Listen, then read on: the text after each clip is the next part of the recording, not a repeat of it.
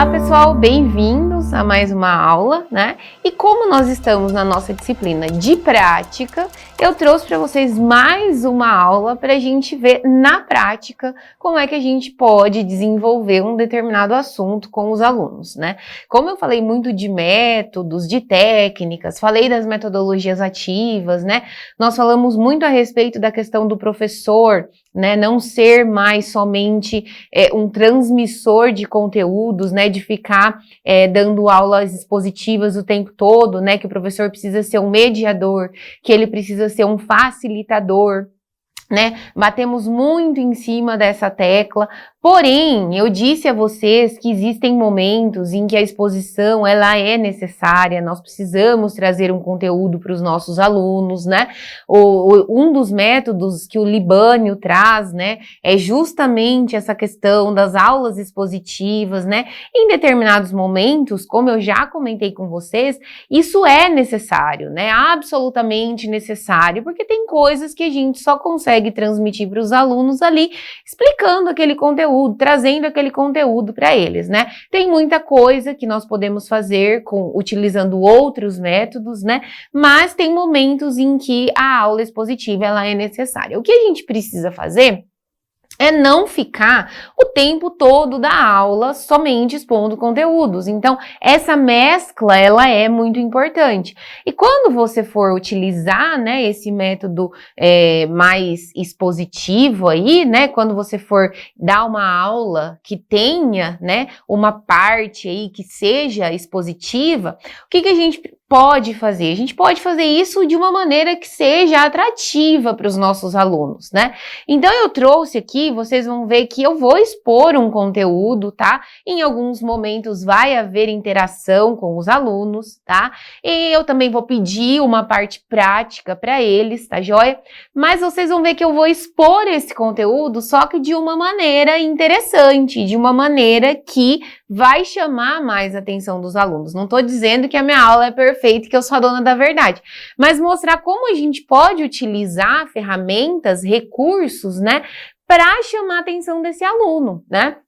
A gente tem que pensar, né, nós vamos falar aí de processo de ensino-aprendizagem na nossa próxima aula, a gente sempre tem que levar em consideração também o mundo do aluno, né, o contexto em que ele vive, aquilo que pode interessar, né, para ele. Se eu for trazer uma música, por exemplo, para um aluno, né, eu não vou trazer uma música lá de 1900 e bolinha para um adolescente, né, porque ele vai te achar ridícula, por exemplo, né, ele vai olhar para sua cara e vai falar assim, nossa, sai com essa música de velho pra cá, né? E, infelizmente, a gente sabe que é assim. Não é a mesma coisa quando a gente lida com um público mais adulto, tá?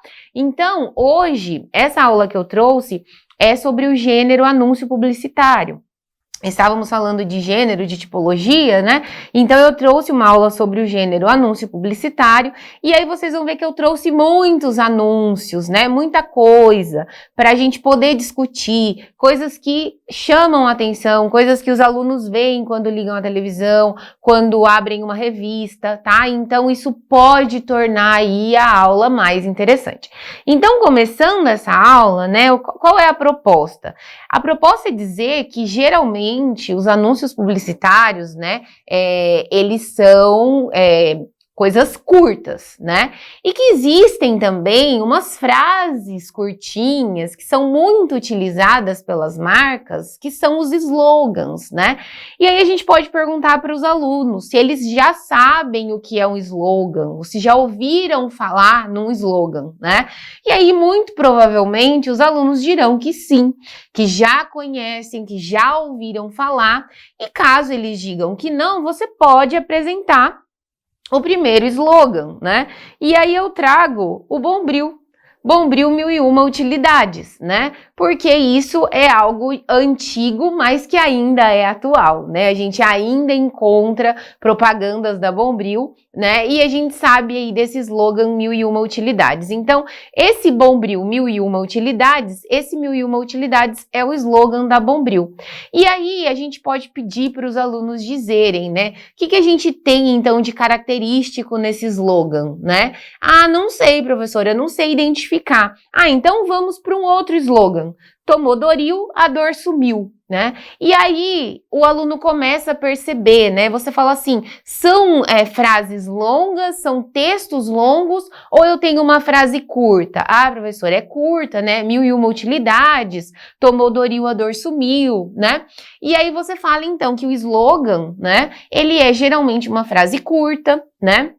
Uma frase que tenha a ver com aquela marca, com aquele produto, né? E que ela tem que ser uma frase de efeito, né? Por exemplo, tomou Doril, a dor sumiu, a gente tem uma rima, né? E as rimas nos ajudam a memorizar, nos ajudam a fixar mais as coisas.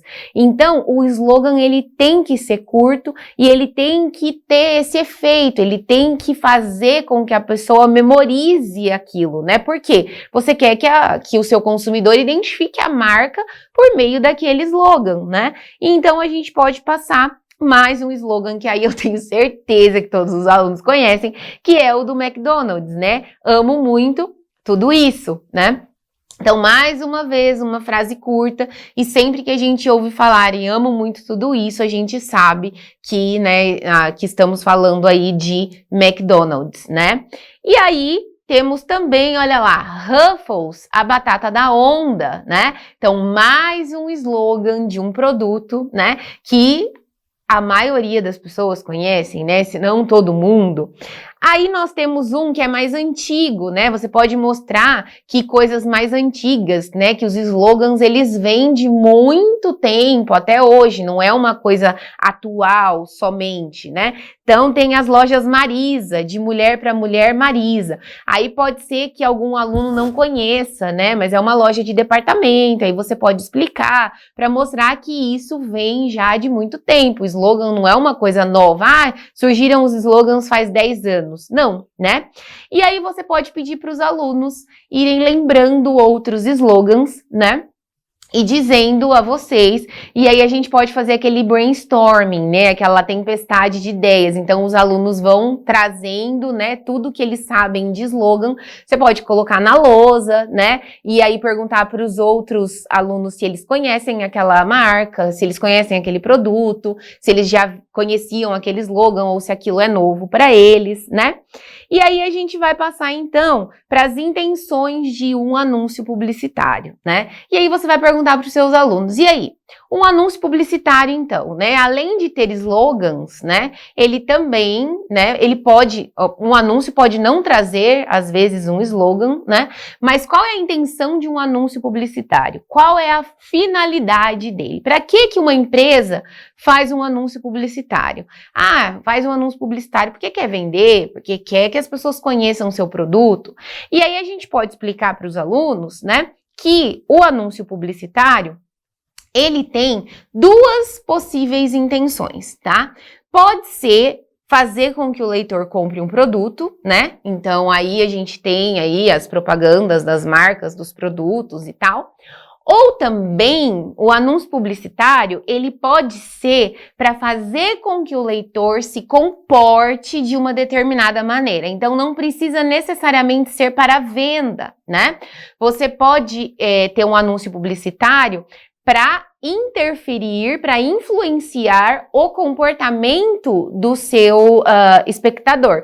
Então, a gente tem caso, por exemplo, de dengue, de covid, né? Vamos mudar o comportamento da pessoa. A pessoa tem que se vacinar, tomar as medidas preventivas no caso da covid, né? Não deixar água parada no caso da dengue. Então, que a gente pode ter, né? Com essa intenção comercial aí, né? Da venda do produto e também com a intenção de mudar o comportamento do espectador, né? Do nosso anúncio. Então, aí a gente apresenta, né, a questão aí desse anúncio que não tem a intenção de vender um produto, mas de influenciar o comportamento do espectador. E eu trouxe um da Covid, né, mas pode usar diversos aí. Utilize máscaras, proteja você e as pessoas ao seu redor. Faça a sua máscara. Qualquer tecido pode ser usado nesta missão contra o coronavírus. Então, aqui a intenção é que haja mudança de comportamento, né? Que a pessoa passe a usar a máscara e que ela saiba que ela também pode fazer a sua própria máscara, né? Então, aqui não tem esse fim de venda, né? De fazer com que a pessoa compre aquele produto, tá? Mas também é um anúncio publicitário, tá? E aí, a gente traz então as características. Você pode voltar aos anúncios publicitários e perguntar para os alunos quais as características que ele consegue enxergar ali, o que esses anúncios eles têm em comum, né? E aí, conforme eles forem falando, a gente pode ir colocando na lousa tudo aquilo que eles mencionarem e depois, então, você apresenta para ele, né, as características comuns de um anúncio publicitário. Então, a gente traz, né, eu trouxe aqui, né, um slide e tem aqui as principais características que são linguagem verbal e não verbal, e aí você explica, né, para o aluno a questão da linguagem verbal, que é o uso de palavras, né, e da linguagem não verbal, que é quando eu utilizo uma outra maneira de me comunicar que não sejam palavras, né? Então é o quê? A gente tem muita imagem no anúncio publicitário, que é uma maneira de prender atenção, né, de tornar aquilo mais atrativo. Então existe, né, na maioria das vezes, o uso das duas linguagens, da verbal e da não verbal. Uma linguagem simples, não adianta ficar utilizando palavras rebuscadas, uma coisa muito culta, muito formal, porque o negócio tem que atingir o público, né? Então não adianta ficar utilizando uma linguagem muito rebuscada, muito complicada. A linguagem é simples, o texto tem que ser curto, né? Porque ninguém vai ficar lá lendo um textão. Tem que ser um texto curto que a pessoa consiga ler rapidamente e que aquilo chame a atenção, né? Textos persuasivos. O que é persuasivo? E aí cabe, né, a nós sabermos a diferença entre convencimento e persuasão, né? E aí você pode explicar para o aluno também, fazer um parêntese aí para dizer qual é a diferença entre convencimento e persuasão, né? O que é convencer? Convencer é fazer a pessoa pensar da maneira que você quer que ela pense. Então, eu vou te convencer de que cigarro faz mal para a saúde, tá? Então, eu te dou uma super aula sobre os malefícios que o cigarro pode te causar, né? E aí eu te convenço, então, você fala, nossa, realmente, cigarro é uma coisa muito ruim para a saúde, né? Aí você sai dali da conversa e vai fumar um cigarro. Eu apenas te convenci, você realmente acreditou, pensou como eu, cigarro faz mal, mas você não mudou as suas atitudes. O convencer, ele tá no plano das ideias, tá? Agora, o persuadir, ele é quando você faz o quê? Você faz a pessoa agir como você quer que ela haja. Então, quando você tem um anúncio publicitário, quando você quer vender um produto, você quer persuadir o seu leitor, o seu espectador, o seu ouvinte, né? Por quê? Você quer mudar o comportamento dele, você quer que ele compre aquilo, né? Ou no caso ali, por exemplo, do anúncio da Covid, você quer que ele mude aquele comportamento, que ele passe a usar máscaras. Então, isso é persuadir. Então, se eu falo mal do cigarro, você sai da nossa conversa e deixa de fumar, aí sim eu consegui te persuadir. Então, essa é a diferença entre o convencimento e a persuasão. Pode haver convencimento sem persuasão e pode haver persuasão sem convencimento, tá? Então, eu posso te fazer parar de fumar, eu estou te persuadindo porque eu te convenci de que fumar faz mal, beleza? Nesse caso, houve os dois. Se eu só te convenci que fumar faz mal e você continuou fumando, eu te convenci, mas não houve persuasão. E às vezes pode haver persuasão sem o convencimento. Por exemplo, a pessoa fala tanto na sua cabeça, né? Fala tanto, que você fala, meu, o cigarro não vai me matar, mas você fala, ai, tá bom, tá, parei de fumar, para de me encher o saco. Então, a pessoa te persuadiu ali, né, te ganhou do cansaço, fez você parar de fumar, cada um com seus meios, mas não te convenceu, tá? Você não está convencido daquilo. Aí nós temos também Humor, criatividade, né? Que muitos anúncios trazem o humor, né? Que o humor é uma forma de conquistar as pessoas. Ou a criatividade, né? Sozinha, sem o humor. Mas quanto mais criativo, mais interessante, né? Os verbos no imperativo. E aí daqui você pode puxar também, né, um tópico gramatical para ensinar para os seus alunos, né, ensinar o modo imperativo, apresentar para eles a diferença, né, entre o subjuntivo, o indicativo e o imperativo, né, que o imperativo é para dar ordens, né, para dar comandos. E figuras de linguagem, e aí você pode falar, lembram das figuras de linguagem, quando a gente estudou, né, e aí lembrar um pouquinho das figuras estudadas e tal. Beleza. Aí, tendo visto as características, a gente pode apresentar anúncios para os alunos, pedindo para que eles indiquem essas características, então, o que eles conseguem enxergar nos anúncios que nós trouxemos, tá? Então, você deixa essa listinha, né? Eu trouxe nos slides, mas você pode colocar essa lista na lousa ou pedir que eles anotem no caderno, né? E aí, disso aqui, o que tem ali naquele anúncio, né? Então, por exemplo, quem nasceu só para ser big nunca vai ser king, né? Então, isso aí é claramente uma brincadeira aí, né? Uma brincadeirinha maldosa com o McDonald's, né? Por causa do Big Mac. E aqui a gente tem o Burger King, né? E aí a gente pode ver o quê? Texto curto, linguagem simples, linguagem verbal e não verbal, porque a gente tem os desenhos aqui, né? As fotos do lanche, do refrigerante, da batata, né? Aqui nós não temos figura de linguagem, tá? Não temos também verbos no imperativo, mas algumas características a gente consegue identificar aqui. E aí você vai passando, né, outros anúncios para os alunos para que possa haver essa interação, né? Trouxe vários aqui, né? Vou mostrar mais um para vocês, ó. Como você fica quando está com fome? Confusa, na bad, chorão, né? Então, é um anúncio do Snickers, né? O Snickers que tem esse lema aí de que quando você tá com fome, você fica mal-humorado, que realmente a gente fica, né?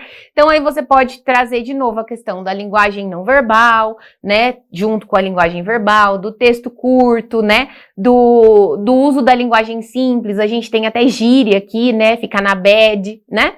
Então, a gente faz esse trabalho aí com os alunos, né? Pode mostrar um que tenha uma metáfora, né? Que metáforas são muito comuns em anúncios publicitários. Dá uma olhada aí no do Red Bull, né? Red Bull te dá asas, né? Isso é uma metáfora, ele não vai te dar asa, não vai nascer uma asa ali nas suas costas, né? E aí você pode discutir metáforas com seus alunos. E aí, como atividade prática, você pode pedir para que os alunos desenvolvam, né, um anúncio publicitário. Eles podem criar ali na cabecinha deles um produto, né, ou utilizar um produto já existente e criar então um anúncio publicitário para esse produto, tá joia? Que é uma atividade bem interessante para eles fazerem, tá joia?